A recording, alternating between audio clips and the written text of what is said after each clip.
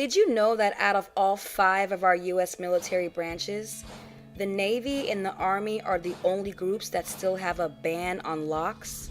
Yep, you can wear your hair in twists or braids, but locks are a no-no. As of July 28, 2016, the U.S. Navy currently has about 330,590 active duty personnel.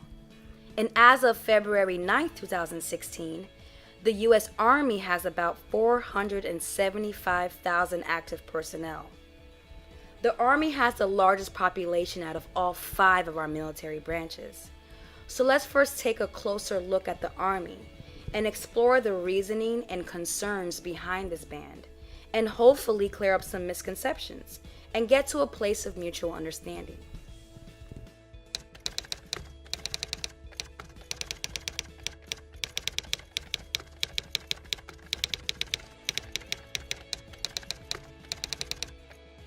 One of the concerns is about maintaining a neat and conservative appearance.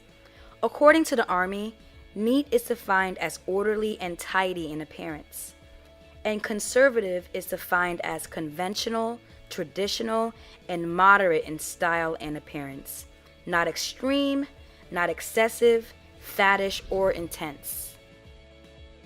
And as you can see with these examples, micro locks are very neat. Not only do they have meticulous even parts, referred to as a grid, if you take a closer look, the individual locks are very consistent and altogether uniformed. In fact, micro locks make it a lot easier for naturally bulky afro-textured hair to be worn in more conservative styles like buns and ponytails.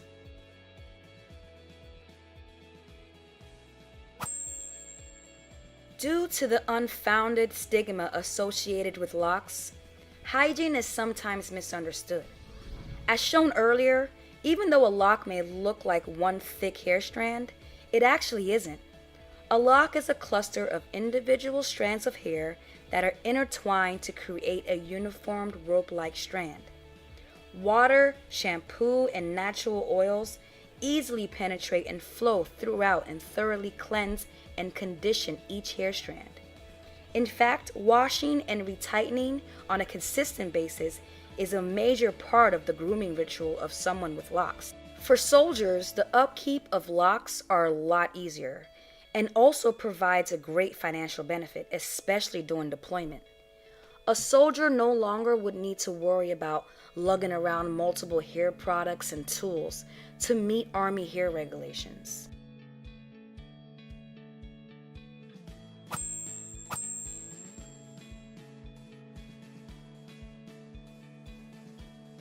The Army has several different headgears, some intended for protection and others that are part of a uniform or symbolizes rank or unit. So it's important that hair does not interfere with the proper wear of all uniformed headgear.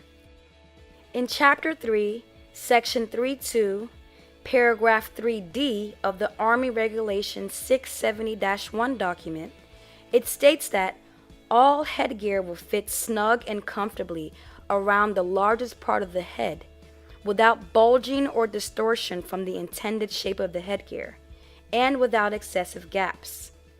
When headgear is worn, hair should not protrude at distinct angles from under the edges. From what we've discussed in this video so far, it's clear to see that as with authorized 2-strand twists and braids, locks also do not interfere with the proper wear of all uniformed headgear. But let's take it a step further.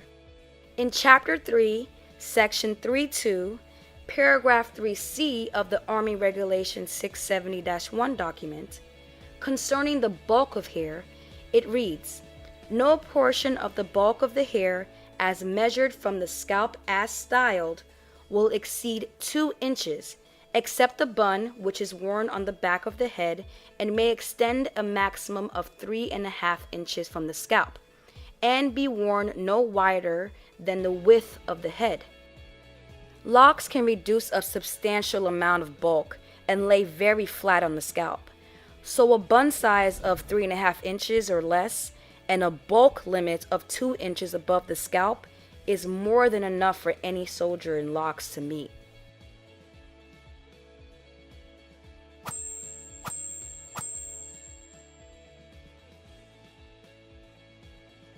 Over the course of its existence, the U.S. Army has always had pride in their appearance.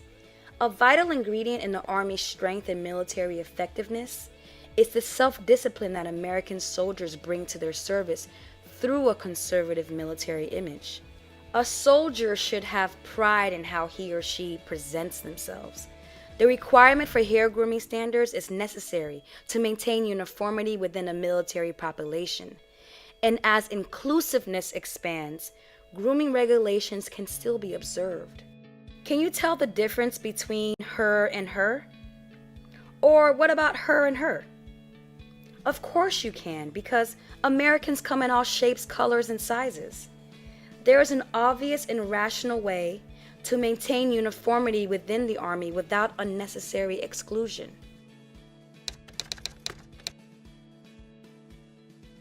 The current definition of locks in the Army is dreadlocks or locks is any permanently twisted or locked coils of ropes of hair or extensions of hair tangled closely together. I'm sure it's not intentional at all because I've even made the mistake in the past. But to many, the word dreadlocks is considered a derogatory term. Also, did you know that not all locks are permanent? Yep. Palm roll locks and coils can be undone. Take a look for yourself. Here are a few examples of many great videos on YouTube that show a close-up view of how this is done. Additionally, tangled is defined as twisted together in a confused mess, sort of like these cable wires. In reality, due to the curl pattern and shrinkage abilities associated with Afro-textured hair, locks are more of an organized structure that's either interlocked or coiled in one uniform direction.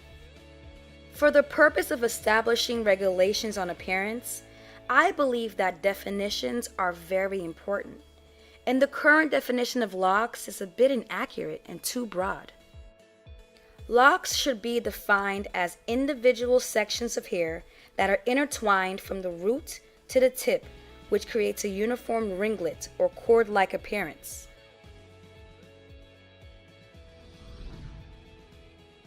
Locks are very versatile and are not that different from twists and braids. They're virtually identical. So locks can still adhere to already established hair and grooming policies. So I hope it's clear to see that along with twists and braids, locks are also within the Army Regulation 670-1. Not only do they provide a huge financial and health benefit to our soldiers, they also reduce a lot of stress and unnecessary distractions, especially during deployment to countries where ethnic hair care products aren't available. A soldier's appearance is a measure of their professionalism, their pride, and their unity.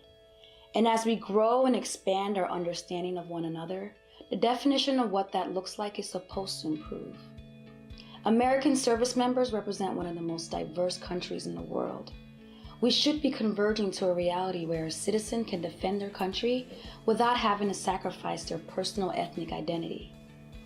I hope this video gets into the right hands, and most importantly, I hope it helps clear up some misconceptions. As always, thanks for watching. See you in the next video.